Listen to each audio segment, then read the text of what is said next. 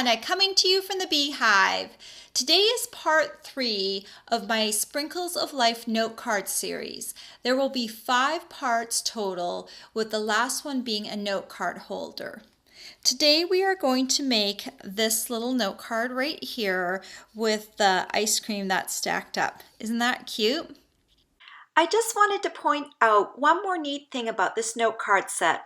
I only use ink pads and cardstock from the 2015-2017 In Color bundle. This In Color kit makes it affordable to stamp a matching note card set. And don't forget, $3 from every sale of the Sprinkles of Life stamp set goes to the Ronald McDonald House charity. Now on to the note card. You are going to need some Whisper White note cards and envelopes, and they're great because they come pre-cut and pre-scored. And this time we are going to do a card that is more vertical than it is horizontal. And we are going to need the Delightful Dijon ink pad. I'm going to open that up. And I've got the ice cream cone and the words that match the ice cream cone all on this H block right here. That way I can stamp both of these at the same time. And I'm going to ink them up. And I'm going to stamp them about 3/4 of an inch from the bottom of my note card to give myself enough room to load up the ice cream all the way up to the top. Before I put my Delightful Dijon away, I'm going to take a little sponge dauber.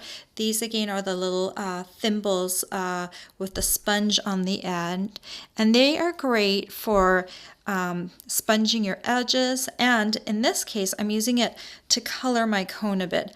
So once I've got this inked up on my ink pad, I'm going to sponge off a little bit so I don't have a big concentrated circle. And I'm just going to lightly sponge my image just to give it a little bit of color. If you've never done this before, I just recommend that you practice on some scrap paper first. And here you go, this is what it looks like. Just a little bit of ink on there makes it not look quite as stark and white. Then you can put your ink pad aside, and I'm going to bring out all my other In Colors. These are the 2015-2017 In Colors.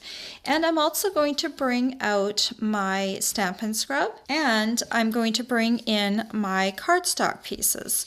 So what we're going to do is we're going to take the color of ink that we're using and stamp it on the same color of cardstock. So I've got my Mint Macaron ink pad right here. I'm going to open it up and I'm going to just ink up. This is the stamp that looks like ice cream or icing or a cloud. And I'm going to stamp that on matching cardstock. And then I'm going to clean off my stamps so I don't muddy up my ink pads. And I just sprayed some Stampin' Mist onto my Stampin' Scrub here. I'm going to clean on one side and dry on the other. And then I'm going to take my next color, which is Watermelon Wonder.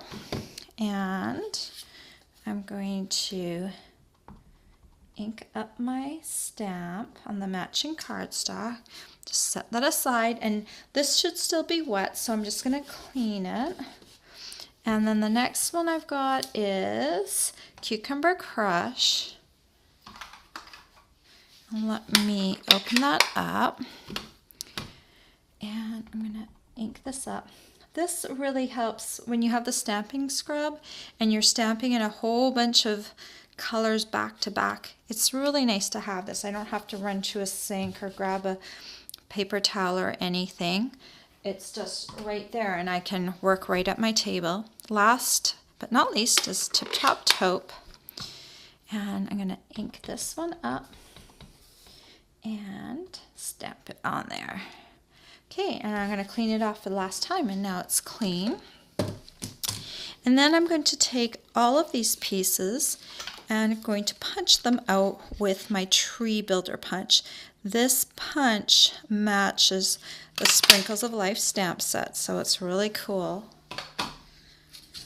Okay, next we're gonna do the Cucumber Crush one. Just line it up. And you'll notice sometimes you get these little pieces. I just kind of shake them out. They don't really bother anyone. This one is the Watermelon Wonder piece. And finally the Mint Macaron.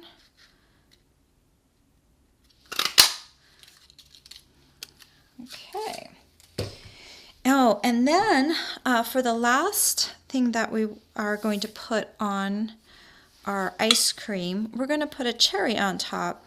And this punch and this set has a stamp that looks like an apple, but this apple, if it's punched out in one color, can also kind of look like a cherry. So I'm going to take this red glimmer paper and I'm going to feed it in through my cloud piece. Normally you could feed it in through here, through the top, but it's going to cut your piece right here along the cloud. So if you feed it in through here, like this, you're only going to use up a small piece of your red glimmer paper and you won't end up cutting this bigger piece. So you just go ahead and punch that. And there you go, you've got a little cherry. It almost looks like a cherry. Maybe the stem could be a little longer, but I think it works for the ice cream. It gives the illusion that it's a cherry anyway. And then all that's left to do is you just have to glue everything down. And I've got Tombow. It's kind of my favorite adhesive. And let me get it going. I've got a bit of glue that's dried on the ends. So let me just take that off. Okay, there we go. So the reason this is my favorite adhesive is that it really stays stuck. Nothing is going to come off with this adhesive. So to line it up, I'm just making sure that I'm covering my top of my cone. And then I like to line up my ice cream with this little bump in the cloud or the ice cream. And that way I know that I'm doing it even each time. And so I just line it up with that. You don't have to do that. That just kind of is a reference point for me. And then I'll take my next color. Like that. Like that. And then the last one.